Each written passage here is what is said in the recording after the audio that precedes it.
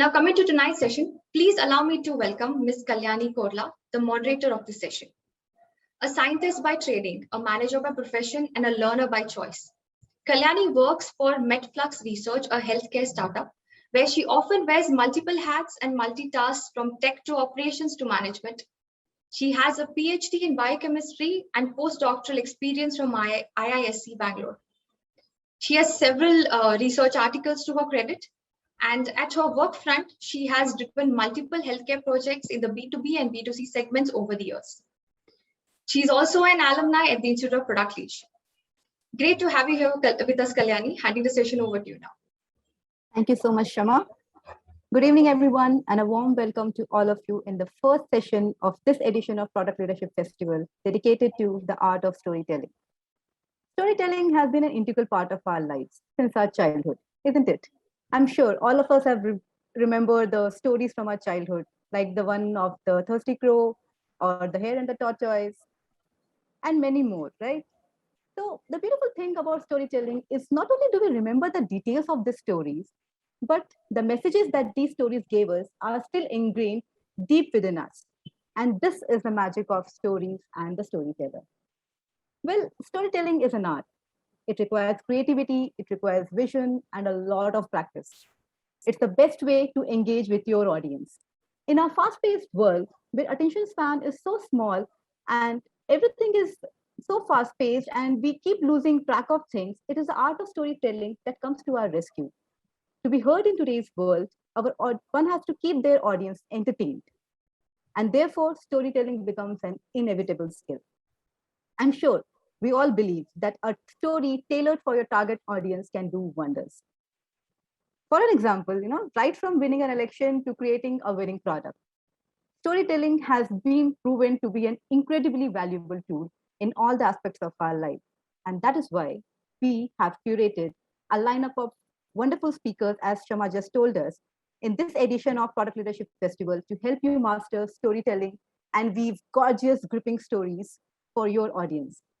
So let's get started in this amazing journey today to hone our storytelling skills. In our session today, we have an exceptional speaker who is known for his thought-provoking, challenging, and entertaining storytelling, Mr. Sanjeev Loomba. Sanjeev is the architect and author of Valuepreneurship. He emphasizes on evolving from entrepreneurship to valuepreneurship. It is a methodology and it's a brand owned by Sanjeev's global training and development company, The Real Potential, where he's the founder and the principal speaker. So on a lighter note, Sanjeev admits that at the age of 21, he had a disease called potentialitis. Let me repeat it again for you. He had a disease called potentialitis, where he saw potential everywhere, in people, in businesses, in corporation, everywhere. And that's when he named his company The Real Potential and started on his journey to transform lives. He's the winner of the UK National Training Awards 2009 and a judge in UK Business Awards. Sanjeev has over 30 years of experience in transforming hundreds of organizations and thousands of people.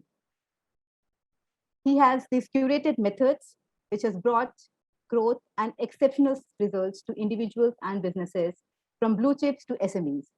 His clients' names ranges from big industry names like Johnson & Johnson, Cognizant, Chanel, Tata Power, and the list is long. He has an MBA from Cranfield, an accountant and a finance graduate. Sanjeev has honed his coaching and training talent during his management career in multinational corporations spread across the world. He has been the director of finance, marketing, strategy, and as CEO in industrials, IT, and service sectors.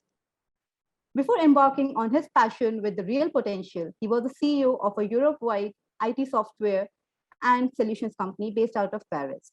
Sanjeev, we are excited to have you here with us, and we are looking forward to your talk, When Products Sing to Customer Values. The story is compelling. Indeed, I couldn't agree more on this. But before I pass on the stage to Sanjeev, I would like to take a quick poll here. Shama, can we please bring up the poll to understand the audience that we have here? So audience, please participate and let us know your responses. How do you best identify your role as? So although your title might be different, you might be called with some other name, but how do you define your role as? Okay, we are getting very interesting numbers here. I'll wait for some more time before the poll ends.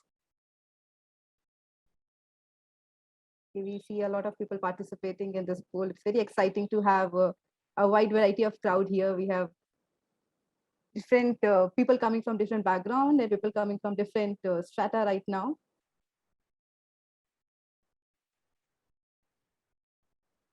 Okay, this looks very interesting. Okay, I think you can see the results on your screen. So Sanjeev, as you can also see, we have a majority of product leaders. We have CXOs, we have mid-level executives, senior level executives in our audience today. And of course, Absolutely. we have the tech experts. So we have people from all the range here. So you have to tailor your talk now. Okay, can we have one more poll here? So the next two polls that I have here are focused for today's session specifically. Yes. So how often do you use storytelling as a tool?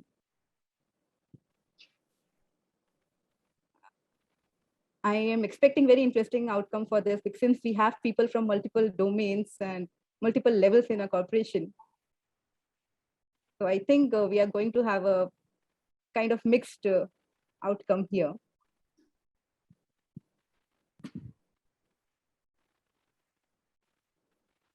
Okay, we have the results with us. I think it can be shared now. Perfect. So we have a lot of people who do use storytelling on a day-to-day basis, almost 1/3 of them, and a lot of people who use it once a month, once a week. So great. So we have people here who have been doing this thing. Okay, last but not the least, I have one more poll. Shama, can we please bring it up? So people, please, the next poll that is coming up, please answer honestly because your names will not be shown on the screen. So if you are anonymous here, so I would request you to be honest with this one.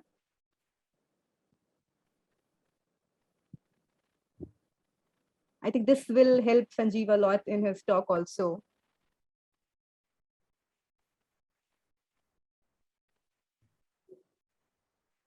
Great. So we have got a lot of mixed response from the audience. We have few perfect storytellers, and we have a lot of people who want to learn and who want to be there and who want to, almost more than half of the audience that we have today want to learn and they want to be a storyteller. So perfect. I think this is the perfect audience that we have here. So we can quickly move on to our session. Just a quick note for the audience. You can post your questions in the chat box in Zoom. And as Shama mentioned, people who have joined us from LinkedIn, YouTube, Twitter, or Facebook, you can post your questions in the comment section and we will take your questions in the end. Also, Sanjeev would be sharing some models and methods with us during this talk. He's happy to share it with us. However, we should note that these are published in copyright. So we should keep it only for our personal use and should not be circulated. So let's begin the drill. Over to you, Sanjeev. The stage is yours. Okay. Wow. Thanks, Shama, and thanks for remembering my story, Kalyani. That's an honor. That I forgot my story of when I was 21. So what a story. Thank you so much. And great to see you all. And it's great to see that 48% of you think you're reasonably well. You drag yourself into storytelling, but there is a lot of room for improvement. I'm here for you. Folks, let me start with this question. And before I start, it's a hello from London from me to you.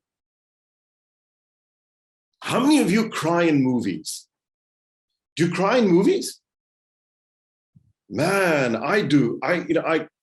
Would you believe that I've known to cry in absolutely, Srinidhi, Hanuman, everyone at times, Anupriya at times. I want to know which kind of movies do you cry in, So I cry in movies. I've been known to cry in Donald Duck, frankly, and even Harry Potter. Why? So the question is this. Hanuma is saying sentiment. Harish is saying emotional climaxes. This is the point. Why do we cry in movies? Have you ever thought? We cry in movies because we associate with that character and what that character is going through. Absolutely, Rajesh saying we associate, we connect, there's empathy. There is connection, there is empathy, there is association with that character. And you know what? we are the subject. In other words, I am watching a movie. So I'm the subject, the movie and the character is an object. But because of the association, because of the empathy, and the more that it generates emotions inside us, we become the object. We're no longer the subject. Right, folks? So the essence is this. When your products become the heartbeat of your customers, when your customers, and look at the words you're using, Dipesh is using empathy, Debashish is saying, I feel so sad, but it can't be called crying. Well, fine, but whatever it is emotion. That whenever your empathy, your association, your emotion, your connection with that product is personal, that's when the story is born. Are you with me, folks? I'm going to take you through this stuff. Here's the thing. By the way, you have many eminent speakers coming up who are going to teach you and tell you about how to tell stories and even the mechanics of storytelling. I want to take you right back. And I want to talk about creating the story. That's the missing angle. What is the story? How to make this empathetic connection? How to get that association? How to evoke those tears? How to evoke that emotional reaction from our customers is what I'm talking to you about. And I'll give you the mechanics for it. Right, folks? So here we go. I'm going to share my screen with you. First of all, let me just tell you what are we doing in this program. Okay. Oops, sorry. Just give me the right slides to share. Give me a moment. Okay, so I'm going to tell you what is it that we are going to proceed with. What are the 4-5 main elements that we're going to look at in this session, right? So the title is, and it's written slightly differently here, but it's the same thing. When your products sing to the values of, why is it that in our Bollywood movies we have so much singing, man? That generates the emotion, that makes the association. So when our products sing to the real values of our customers, a great story is born. I want to look at these 5 things.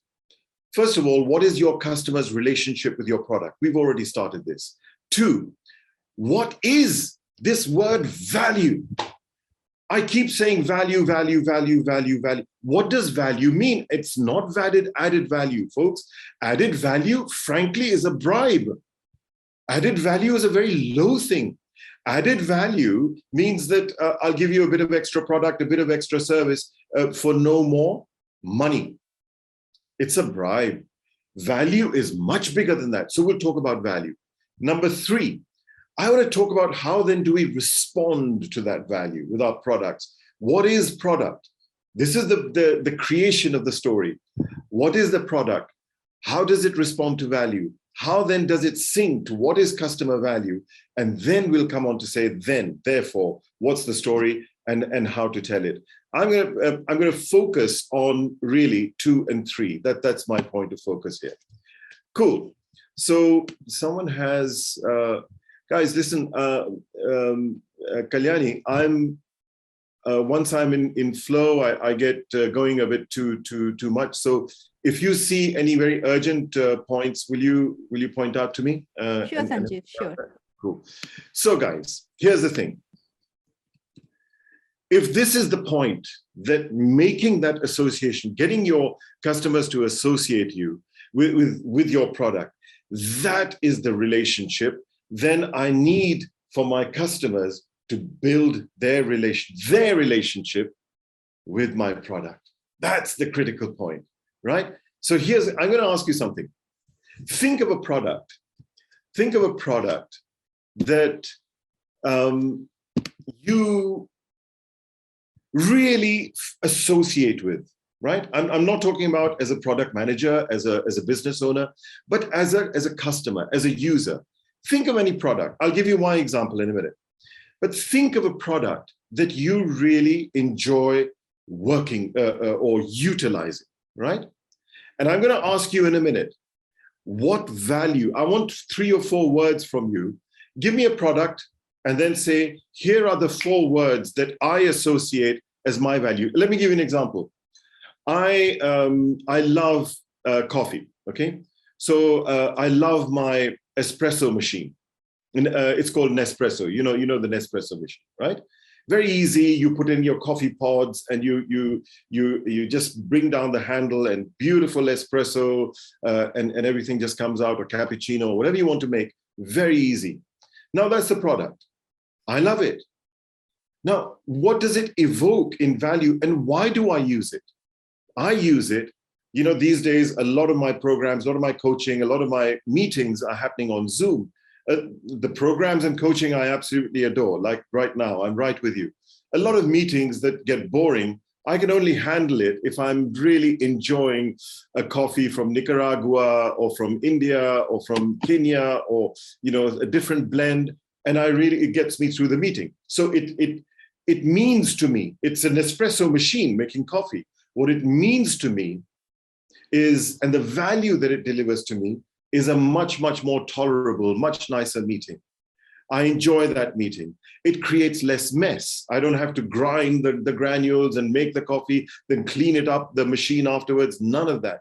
So it's very instant, it's very usable, but it's real coffee, and I really enjoy it. So conviviality, great meetings, I'm more productive as a result, and no mess. These are the 4 words that I associate with my Nespresso machine. Can you just think of a product that you enjoy using? So write down the product in the chat note. And after that, can you just write down 2 or 3 words which you associate as the end outcome, the end game to you? Let's do it. Anyone?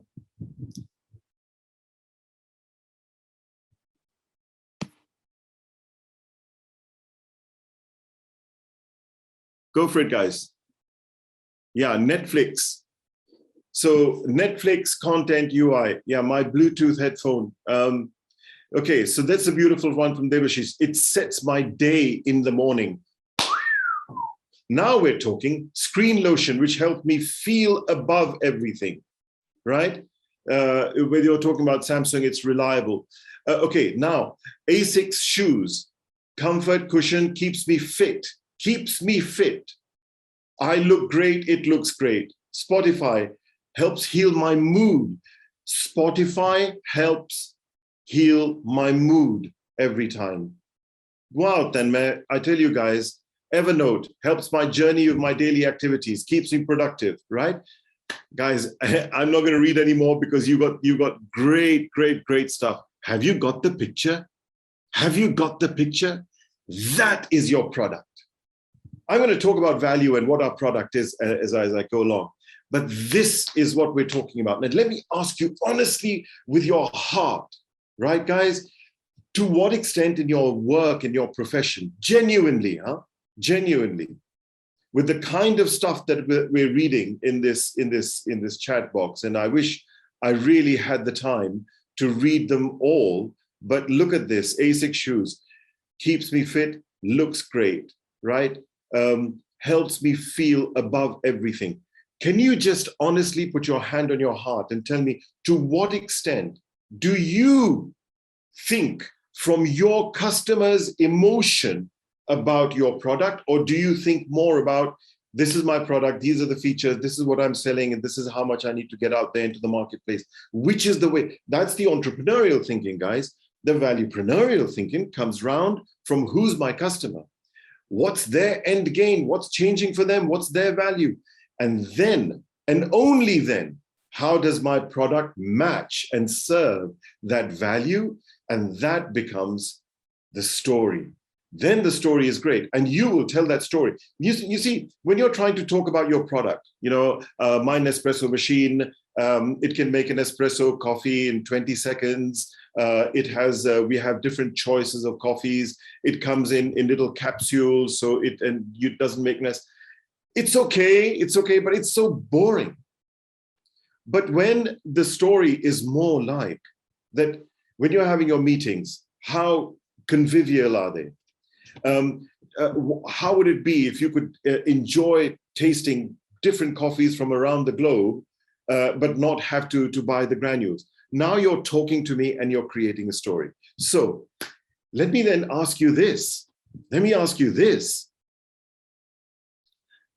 Think about the products you're talking, all right? Your ASICS shoes, right? Sandeep, you're talking about your ASICS shoes, right?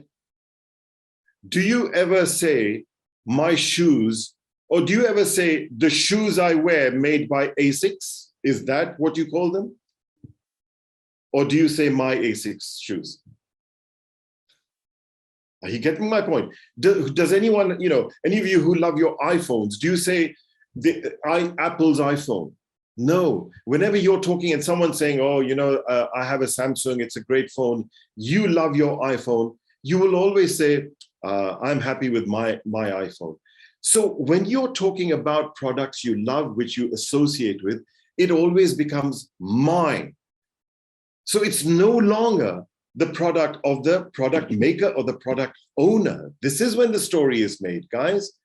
So get your product, get your customers to be able to say, mine, of your product, right? That is where we're heading towards. So what is the source of all of this? Are you getting the picture? Guys, at another time, we'll spend more and more time on all of this. I'm rushing through to get a few very key points across. One thing I want to say to you, nothing I'm saying to you is new, okay? My valuepreneurship is not new. It's not new. It's as old as man themselves. There are values of our customers which we serve. So it's nothing new. What is new about it is that when push comes to shove, there is never, we don't do it anything like what we are talking about here. Okay, Chaitali, you've got a good point. I want to come on to it. That we never, ever really associate with the end impact, the gain, the value, the emotional bang to our customers. We don't think of it like that. We think of our product as a product. Of course, subconsciously and intuitively, we have it. There's no question about it. I'm not saying to you, you don't have it. What I'm saying to you, do you calculate that value? Do you calculate it? That's what we do. There's a whole process, a process that I call SWOC, which brings me to Chaitali's very good question here. Should there be a customer specific stories, or are you dealing in the broad customer? Because absolutely 100% that it is customer segment specific. Why? Because at another time, we'll talk about valuepreneurship, and I talk about value onions and so on. Value, the whole reason about talking about value is that value is subjective. Value to one customer is not value to another type of customer. Hey, Chaitali, look at this. If I'm flying to LA on business, okay, maybe what the value I'm looking for is to be productive. In other words, I need internet. I need it's an 11-hour flight. I need to be productive. I need to be comfortable. I need to sleep because next morning I'm doing a presentation over there. My values are completely different. When I'm traveling with my family, right? And okay, now my son is 30, but let's say when he was 13 or 14, my values would be very different from the same product. Same product, still an 11-hour flight from London to LA, but my value will be very different. What is that value? In this case, it might be entertainment. Entertainment, right? For my son, so that he can be chilled out and relaxed for 11 hours. So sleep if I'm traveling on business, so that I can be fresh, or internet, so I can be productive, or entertainment, so my son can be chilled out and busy. Same product, different values. Murthy is saying how to provide emotional value. Yes, we're coming on to this. Now, he's talking about businesses. And you know what? Guys, I want to say one thing to you. No more are businesses doing business with businesses. Let's please understand this. I'm doing some very hard-hitting messages that down the line, straight in between your eyes. Stop this madness. And if I may, I know that we've talked about this B2B and B2C. Stop all of that. All of it must stop. At the end of the day, a customer is a human being. As a human being at the end. You guys, a lot of you are in B2B environment. You tell me, when you are buying from your suppliers, to what extent do you say, you know what, let's not buy from that supplier, let's buy from this supplier. Why? Yeah, because if I run into trouble, he'll sort me out. If we get a stock out, he'll sort me out. So what's happening? At the end of the day, it's individual value. On the contrary, the day that businesses stop thinking that I'm selling to businesses and start thinking that I'm selling to consumers, even if they're selling to businesses, then you'll succeed. Then the story is made. Guys, time is tight, so I want to push this into the next zone or what I want to talk about. You know, this, I'll tell you, and just taking the point over there from Murthy, about businesses and so on. Let me give you a business example. You're saying, okay, Sanjeev, Nespresso and this and Apple, you know, you're giving us examples of consumer industries. No, a lot of companies that I've run as CEO have been in the B2B environment. I'll give you an example. One of my early careers when I first became CEO was for an engineering corporation.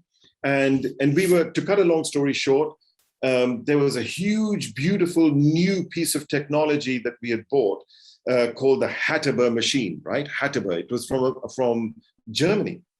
And my head of production, French guy, Georges, okay?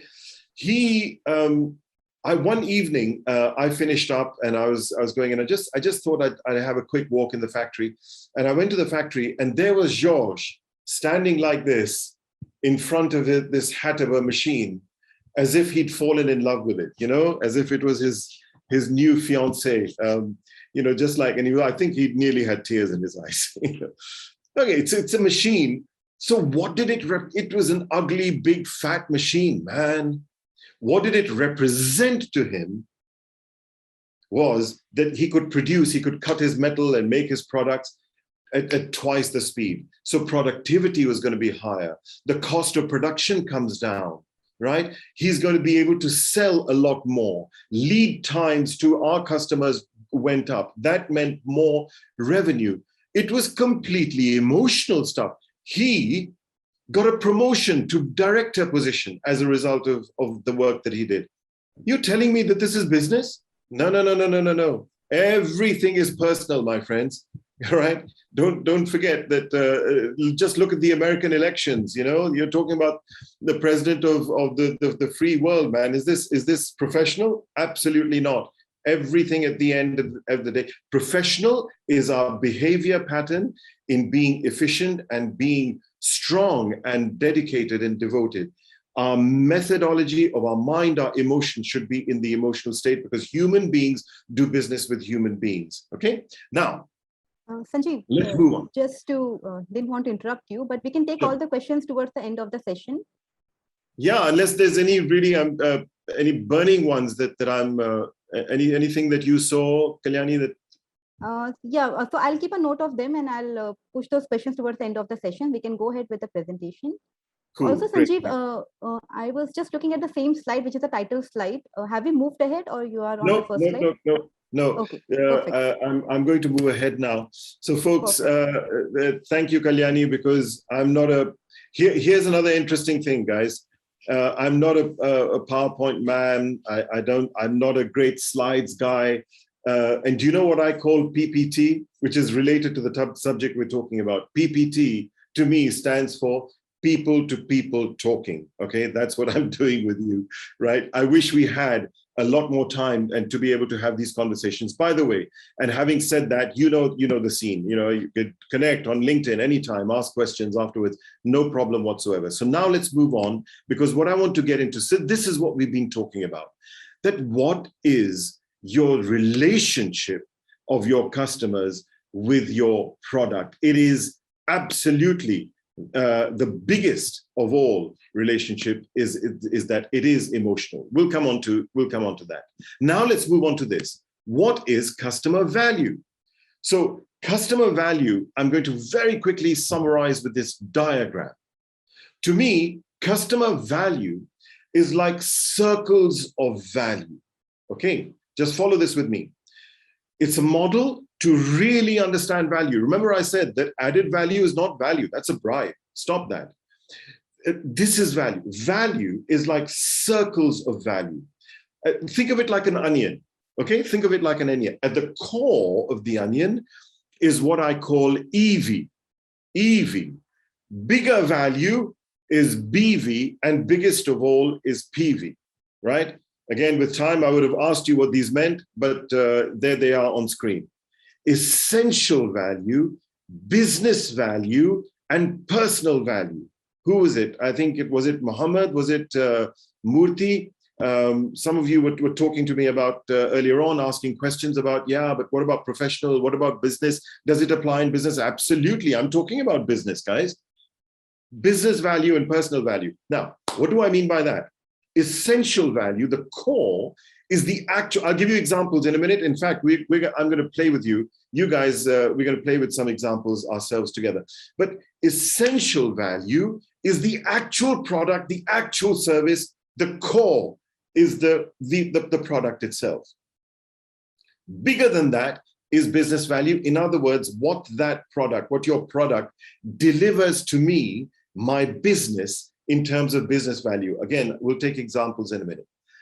And then the biggest of all, and this is the message I'm getting out to you, don't be under any, if anyone tells you, no, this is not, that's professional world, this is the personal world, it's a load of, sorry, I don't want to use rude words, but you know what I mean. Right, guys? Utter rubbish. Work is only a part of our personal lives. Understand this point. Then we have become much more successful. At the end of the day, you're not dealing, no one was born a product manager, a procurement head, a CEO, or any of that kind of stuff.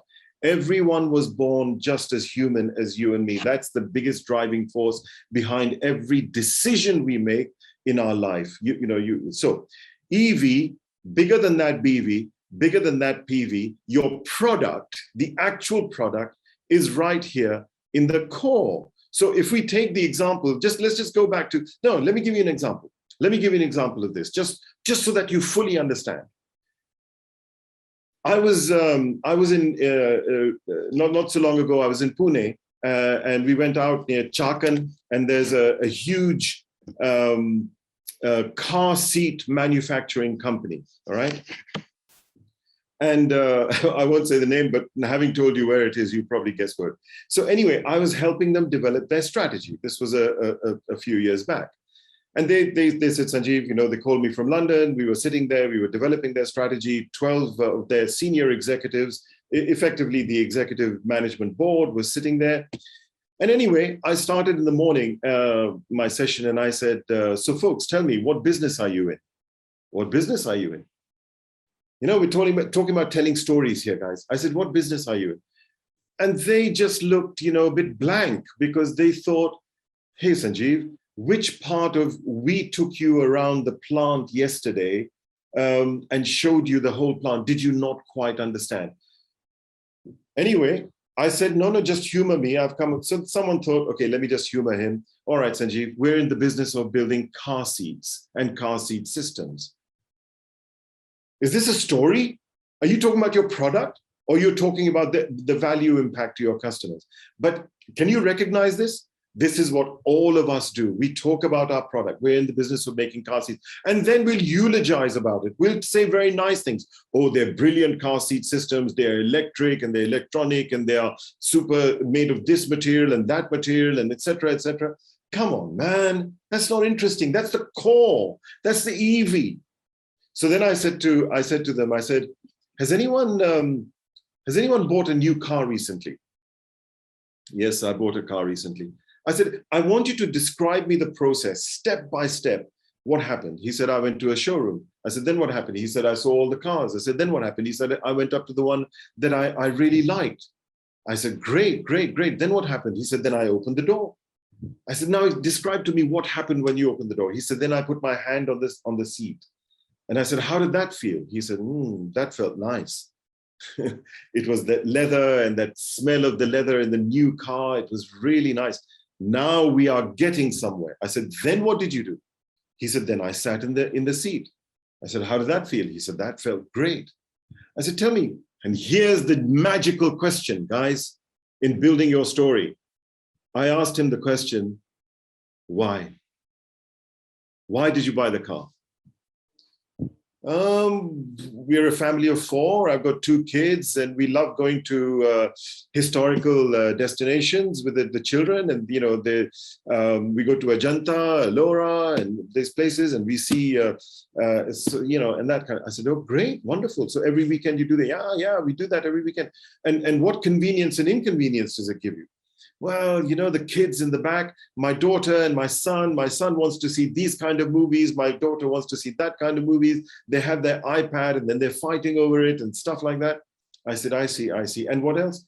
He said, yeah, my wife complains because these are long journeys and sometimes it's in the heat and, her back aches and stuff like that. I said, what about you? For you, what about inconveniences? He said, oh, I'm always having this battle. I want the AC to be really strong and cool and cold, and she likes it to be not so cold and stuff. I said, stop. Can you imagine making your car seat systems so that in the rear, you have on the front seat, headrest, individual iPads or whatever, you got this. Some of you might have this in your car in any case. And each individual seat, a headset comes down so that your son can watch his movies and your daughter can watch her movies. And for your wife, what about if there's a massager in the seat, And for you, like you have heated seats. What about if your seat was chilled? Guys, I will not hide with you. They were actually making notes. I said, you've got to be kidding me, man. You haven't thought about this? Intuitively, it's there. Can you imagine a car like that? I mean, I since then, this was a few years back. I mean, my car has these chill seats and there's massagers and all that. It's brilliant. It's great. But that makes a story, because that was one of the biggest attractive things for me. And I bought that car because we were doing a lot of long journeys. We go to France and Italy and so on. I'd love to take the car. So it was, now, what's it doing? Is it about a car? Is it about the seats? Is it about a seat system? Is it even about a massager? No. It's about the joy of enjoying on a hot day, going to and enjoying lovely historical sites with your family and doing it with comfort and doing it more and doing it for longer. That's actually what you sell. Now it's not car seats, because car seats is the EV, electrics, massager, all of that stuff is EV. What it delivers now, in this case, we're talking about people and personal, so business value, but let's even talk about business value. The kind of business value that could be that BV might be that we can do more trips comfortably, right? What is PV? PV is that, I don't get complaints from the family. My wife can sleep through it as well. I'm being cheeky here. You know what I mean? So that is what it delivers. Now, what are you going to tell the story on? Your product or the value? Tell your story on the value, man. By the way, I'm not talking about marketing messaging, okay?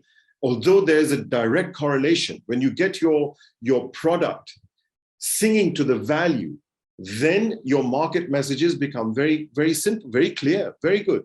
Now, again, we will at another time explore all of this stuff. Have you got this model? Think about your product. Before you get to, I haven't even got to the product as yet. Do you know what I've got to? I've only got to value, because the starting point is value. Why? Because now let's go to this diagram. Look at this. Guys, let's call these COVs and CORs, circles of value and circles of response. If it's EV, BV, PV, essential value, business value, personal value, then it's ER, BR, PR, CORs, circles of response, where layer by layer, you are making your product match the value of your customers. Design your products like this. Research the values of your market, your customers. Segment by market segment. Okay, the core might be the same. Remember, I gave you the example of the flight. But all the values, in other words, your BR and PR might well change on the same product. I'll give you examples in a minute. So think of it in these terms. What could be business response in this case? So what is EV? EV is the car seat. It's electric. It's a massager. BV is that we can do more trips comfortably. PV is no more shouting kids, complaining family. ER, to respond to this EV, is then that its design is XYZ. It's done, we're using electric systems. These are the materials we're using. Here's the hardware, here's the software, all the actual product stuff. How can you respond to the business value? Well, it's ergonomic. Let's make ease of use. Let's make it multi-user facility so that, you know, all four of you are able to, with a remote control, manage the chilling and the movies or whatever, you know. And what about PV? Well, you know, you might put in a system, the PR, the personal response might be that you're going to leave home in 10 minutes, your car is outside, and with the remote control, you can just turn on the chilling of the seats. Dude, it's not difficult stuff if you start from the right place, and then you see how the story is born. So we were talking about, I know I'm rushing because I want to get these critical points out to you. We're talking about value, customer value. What is it? We're talking about responding to that value with our products and so on. Before we come to, and we, of course, we keep going back and cross-referring to this story. There's a couple of more points that I want to just bring out to you here. You know, some of you might be thinking, okay, Sanjeev, again, you're giving us a consumer, but we're in the business to business. I don't want you to be this. Let me tell you the whole story of one of the recent whole strategic overhauls that I did for a client of mine. This is a huge torque tooling company. Do you know what torque tools are? You know, they're tools, toolings and so on, like screwdrivers or something, but they're not just any ordinary screwdrivers. It's torque. So it tightens screws and nuts to very precise micro, whatever the measurements are and stuff. It's very clever stuff. It's used for satellites and for even your iWatch, or for very, very precise tightening and so on. They make these tools. Now their customers, one of their customers was an aeronautic manufacturing, one of their big customers, an aeronautical manufacturing company. They're making parts for aeroplanes, okay? Very precise stuff. And their problem was that they had the customer's problem was slow and costly production. There were bottlenecks and so on that were going on. So look at this, I'm summarizing this. There's a lot of work behind this because we actually calculated segment by market segment, not only market segment, but within the customer of this aero parts company, there are different stakeholders. There's the engineering head, there's the quality head, there's the compliance head, there was the finance head. Each of those stakeholders have their own circles of value, EV, BV, PV, which are different to each other. You need to work that out, man. If you really want to get your products to sing in this market today, make loads more business, understand that it's not just market segments, it's not just customer segments, but within the customer, you have stakeholders that in themselves have different values. When you understand that, then only you can make your products sing to all of those, because the procurement guy's value and EV and BV might be well different to the engineering guys. You have to understand it. How? All of that is for another time. Now, EV for this company was, so this is the customer's EV, right? Essential value. We want strong, well-built tools which are ergonomic, easy to use.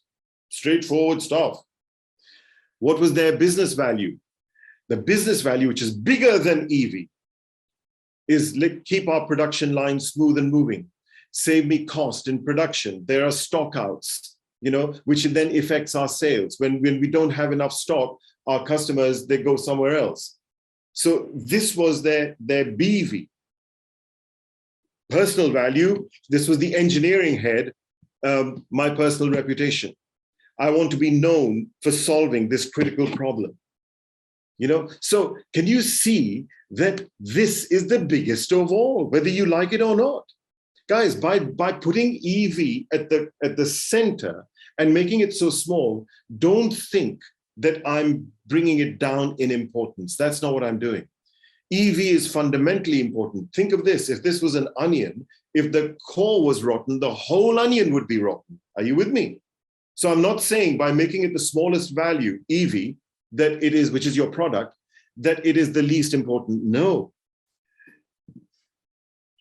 Understand this. It is fundamentally important. You've got to get it absolutely spot on and invest in making your product super brilliant. But because you've got no choice, because if there's anything wrong with EV, first fix the EV. You forget BV and PV, you won't get there. Now, when your product is brilliant to the customer, it in itself represents least value.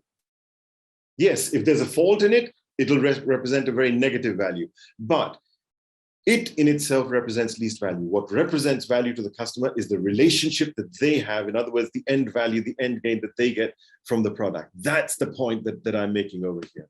Right, guys? I'm kind of running tight for time, so I'll just make 2 or 3 more points and then we'll close on this. So look at this. Remember that diagram? Circles of value and circles of response. So for this talk tool business, you saw the EV and BV, PV. So if EV was strong built, well-built tools, ergonomic, easy to use, your product needs to be things like this. Your ER, in other words, your essential response, which is the product, it's made with titanium. It uses XYZ technology for calibration, blah, blah, blah. The business response, which is keep my production line moving, cost it, tailored sets for each production line that we're building cabinets and putting it there, right? Preemptive stock forecasting, so that we know that when you have a stock out, that I'm going to automatically send you, you've got a contract with me, the tool, so you'll never be out of a tool. Your production line would never stop. This is, you know, what is product, guys? You have to think about this. Is it just the physical product? No. It's the full circles of response. All of these things go now in today's day and age, because I'll tell you what, on your product, you are easily compared. You just need to Google. If I want to buy a talk tool, I'll just Google talk tools and I'll come up with all the companies. No. If you really want to get the connection with your customers, you need to look at both, at all three, EV, BV, and PV, and make responses to that. If my PV is my personal reputation, I want to be known for solving this critical problem. Can you help them? Yes, you can. Maybe I can talk to my finance people and say that for our talk tools, do we have any case studies that show ROI calculations that my engineering director can present to his board? So he'll be seen in great light. Why not? So think in total, and then your story becomes complete, because ultimately, whenever we think from product out, the story is not there. We think fab, my product is fab. That's not a good story, guys. In other words, fabulous, right? I have a fabulous product. Look at my Nespresso machine. Isn't it fabulous? Yeah. Look at my, what do you call it? Car seats. Aren't they fabulous? No, they're not. No, they're not. And that means we first talk about features. We sometimes talk about advantages to the customers, and almost never. I'm sharing my experience with you guys. I'm coaching from CEOs to managerial levels every day of my life in all different industries. Everyone knows this. I'm not saying anything new. But when it comes down to it, it always reverts back to product, and that's boring. My product is fab. Really? I can see many others like the same. So fab must stop. Don't say my product is fab. Go to tell your story with BAF. First put the benefits in front, then talk about the advantages, and you can virtually shut up about the features. So let's say that you were talking about the car seat systems. You would be starting by something like, here's my story. So the story would be this, that your long journeys with your families, how much more comfortable could they be? How much more would you enjoy them if they were comfortable? If all the family were able to enjoy that journey, the journey as well as the destination, how would it be? If you didn't get backaches on long journeys, if you arrived at your journey fresh and not tired, how would that be? That's the story. That's benefits. Then you come with the advantages that we have, that there's a massager, then you talk about the features, that it's an electric system and it's made like this, it's made like that, the buttons are here and there, and the controls are here and there. And then change your fab into BAF in all your conversations, when you're designing the product, in your team members, when you are designing the full response, and then with your customers, when you are engaging them, and in your messaging, when you're creating the story through whether it's social media or advertising or branding or anything, think BAF and see that connection. It's an emotional one, it's an association, and you see where you get to, folks. All right, lots and lots more to say, but I'm gonna keep quiet here and take some questions. Kalyani, hit me with some questions. Perfect. This was so enlightening, Sanjeev. It was wonderful the way you have explained things, and you have beautifully brought in your real life experiences. I'm sure my audience here have learned a lot from this. So and can I just sorry, one point very quickly, along with the slides that we'll make available, I will also send you this. Can you see a Word document, by the way? Yes, we can. All right. This is 21 points on the Talk Tool company. So the slides will be available, but also this. And this is a mix of EVs, BVs, and PVs. Have a go yourself and see which one of these is EV, which is BV. So for example, just very quickly, this is a EV, strong talk tools, right? Increase revenue, BV, business value, publish my articles, social media, PV. So think about it, and I'll share that with you as well. So quickly, yeah, back to your questions. Perfect. That will be a quick test for the audience here, how well they have understood your talk, and I'm sure all of them will fare well. So I have a very interesting question here by Lieutenant Colonel Sri Harsha. So he says that values are based on perceptions. So what is the dipstick to measure whether your storyline is aligned to the value perceptions of the customer? Beautiful question. Was it Colonel? Lieutenant Colonel Sri Harsha. Sri Harsha ji, it's a beautiful question. The question is this: whose perception are you talking about? And again, time is tight, so I'm going to preempt this. If most of the time we think of our perception, I perceive, when I sit down, I have a process to calculate value and EV, BV, PVs and see what the prioritized values are. And people are always talking about it from the way they perceive. Here's the point.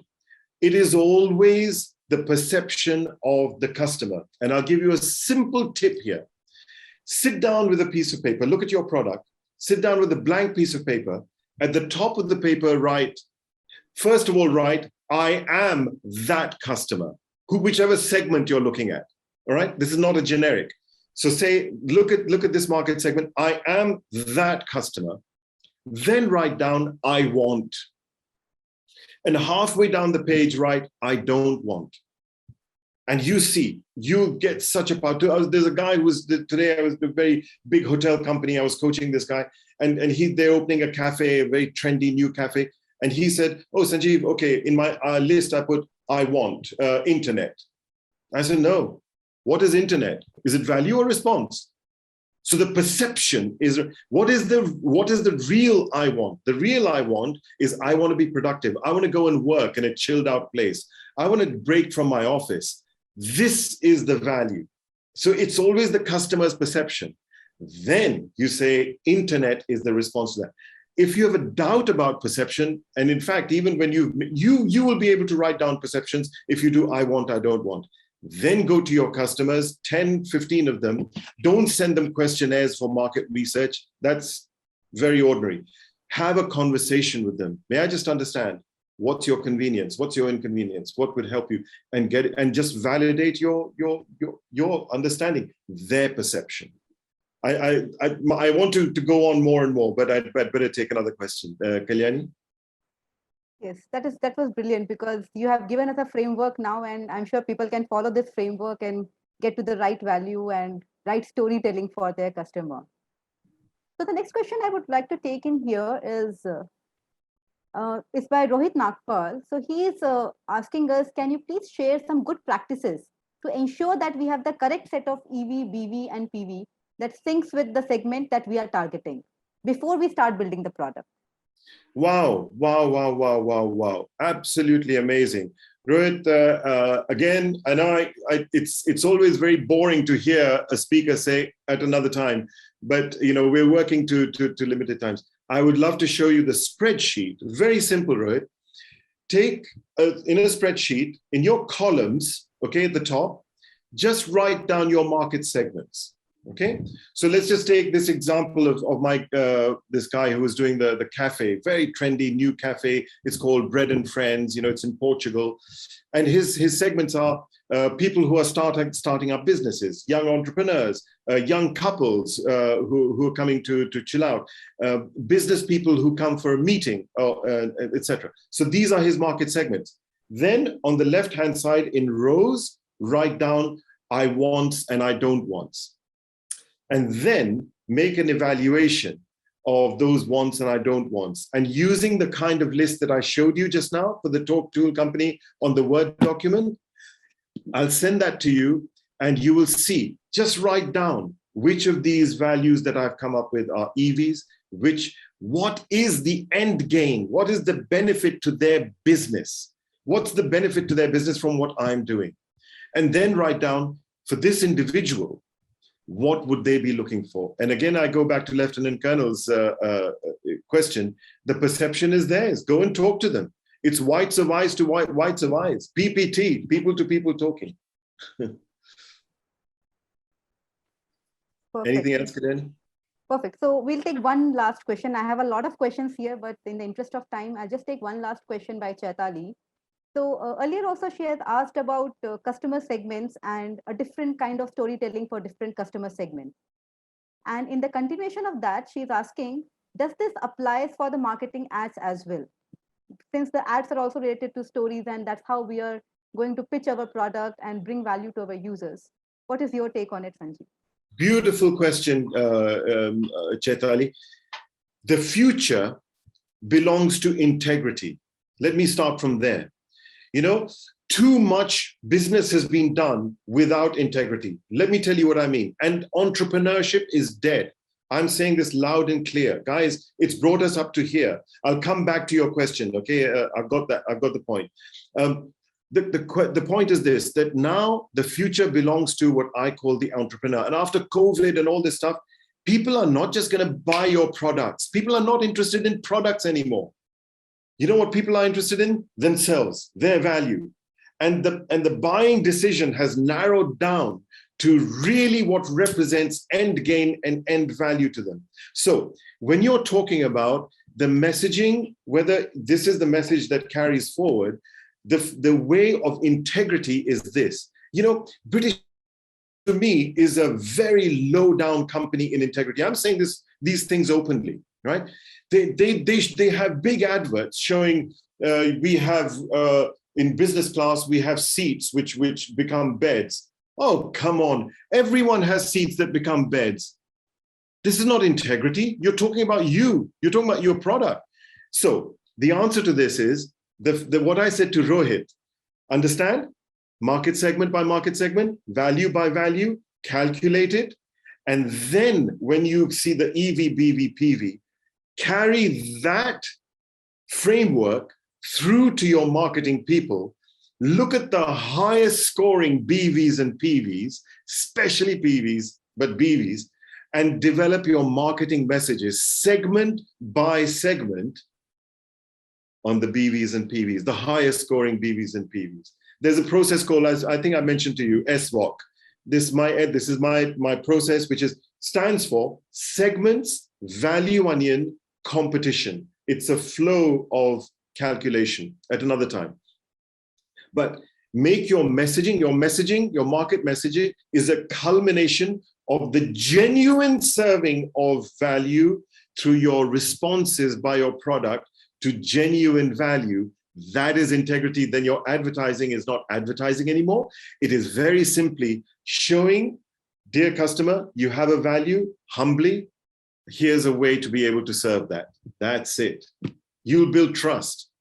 One of my, I'm again, join on LinkedIn and stuff, and the YouTube channel. If you see the last week's video on my YouTube channel is called Building Trust Capital. Chaitali, particularly for you, have a look.